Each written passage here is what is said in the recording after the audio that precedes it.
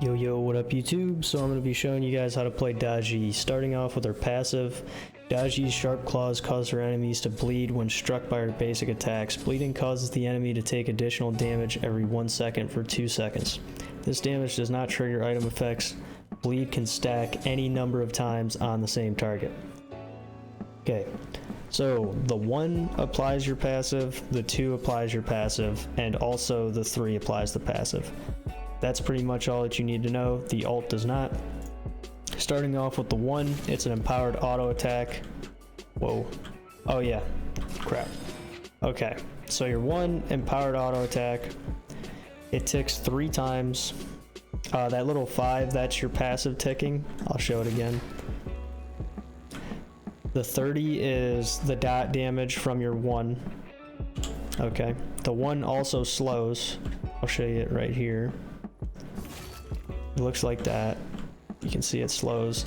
The slow goes up as you level it up. At first it starts off with 10%, so it's not that great, but 30% is nothing to joke about. Let's put it that way.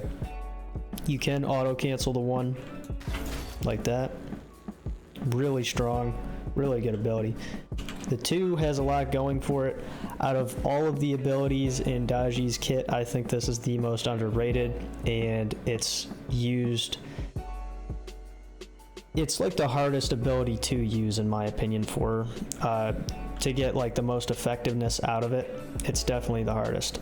So we'll just read over it since it has so much going for it. While this ability is channeling, Da Ji moves freely in all directions, gains 40% increased move speed, immunity to slows and knockups, and her tail mitigates damage dealt to her by enemy gods who are behind her.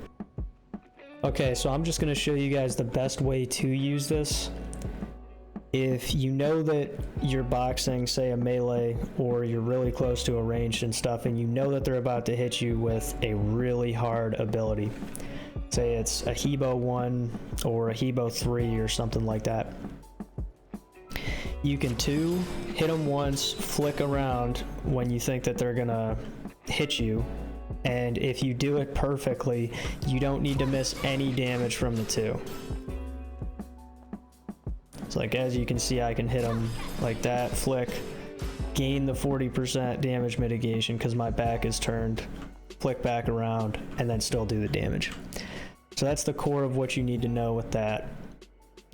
Onto her 3. She teleports, dealing damage. It also applies the passive. Now the really cool thing to note with Da Ji's 3 is wherever your camera is facing, that's going to be where you are in relation to where the god is or ally that you went to. This can go to titans, it can go to your titan, it can go to enemy minions, ally gods, enemy gods. Okay, so now that we got that out of the way, so say I'm just threeing straight to him, my camera is facing that way, so that's going to be where I'm positioned. If I turn around, then I'll be behind him. You see that? And if I turn to the left, I'll be to his right. If I turn to the right, I will be to his left. If you were like facing that way, you get it, right? So it's always really good to do that. Say this guy is running away from me, I can pitch backwards and try to start body blocking him. Super good. That's pretty much all that you need to know about that ability. On to the ultimate. This has a lot going for it, so I'll just read it. Da Ji summons her signature torture device, the Paolo. As she hovers above the device, she may fire up to 3 shots. Enemy gods hit, take damage, and become chained and slowed. At the end of her ability, chained enemies are pulled to the Paolo, becoming stunned, and then taking damage 3 times over 2 seconds. If a god hit by this ability becomes crowd control immune at any time, they break the chain on them and cannot be chained again until this ability ends. So you have 3 shots, and on top of that, it has tick damage, really strong. This is like one of the best ultimates in the game, and I'll just show you what it does. That's what it does. You hit them. You can hit 3 separate ones. You can hit multiple gods with 1 chain. Now I'm going to show you guys the combo for Da Ji without the ult. because you're probably going to be doing this most of the time. So you're going to want a 3 in, auto 1, and that's your main combo. You always want to make sure that you can weave that auto cancel in. It's going to give you so much more damage versus applying your 3 or your 1 and then 3ing in and autoing. Oh yeah, I probably should have said that. Your auto attacks also apply your passive. That's definitely something that I should have mentioned, but now you know. Before we go into the combo with the ultimate, I'm going to show you guys a little trick with the ult by itself, so that way while I'm doing it, it's not as complicated as it might seem. So you can actually hold down the attack button and, you know, Da Ji will continuously attack like every other guy in the game. Now what makes this so important is when you're ulting, it's a lot easier to do this cancel if you just hold down the attack button, whatever it may be, right trigger or mouse 1. So this is what it looks like. You see I got 2 autos off while I was going up into the air. I got an extra auto. Yeah, now that you guys know what that looks like and how it works, I'm going to show you guys the full combo with it. Alright, here we go.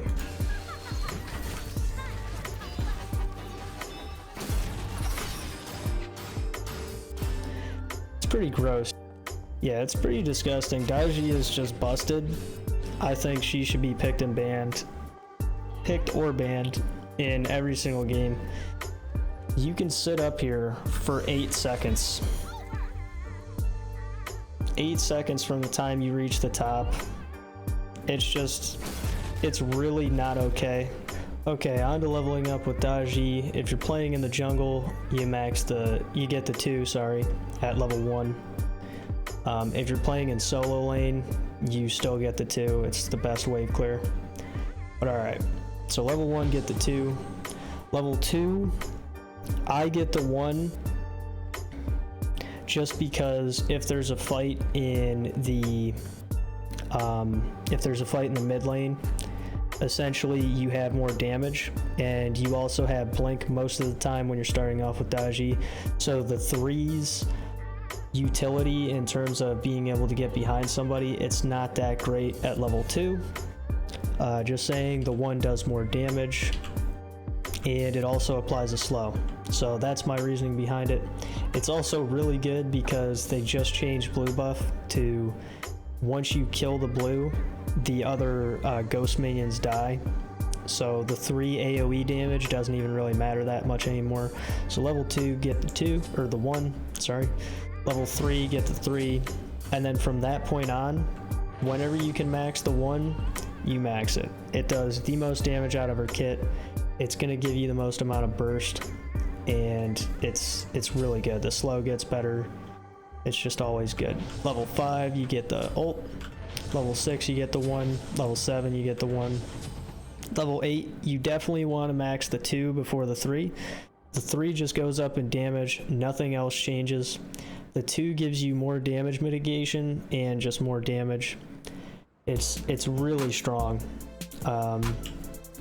So yeah, that's the basics for it. Whenever you can, max the ult, in my opinion. The damage goes up by a crap ton, and it's just really strong. Okay, so max the 1, max the 2, max the 2. Level 13, you're gonna want to get the ult again. 14, the 2, and then from that point on, you just want to max the ult whenever you can. Okay, so onto the cookie cutter build for Da Ji. This is pretty much how every single game should look. You should always want to get blink for your first rune, unless you feel like you're going to die to CC, like Ares at level 5, but you can just save your ult for that if it really comes down to it. 9 times out of 10, you're going to want to keep the blink. Okay, so this is the most amount of damage that you can get early game with Da Ji. For going into her cookie cutter build path, it's just really good. You have so many options and you can counter people with just that. Okay, so getting onto it, it'll all make sense later. If you can get boots on the first back, get it. Never try to get mace 2 Always try to rush boots when you're going into the jungle. It makes you more efficient at rotating, farming the jungle, and being able to get to where you need to be. It's rushing boots after you get these two items is always necessary. Just the damage boost, even if you were to get this, it's not going to be as good as being able to get the movement speed. Movement speed is key to jungle farming. Now after that, you're going to need to choose between brawlers and Jotuns.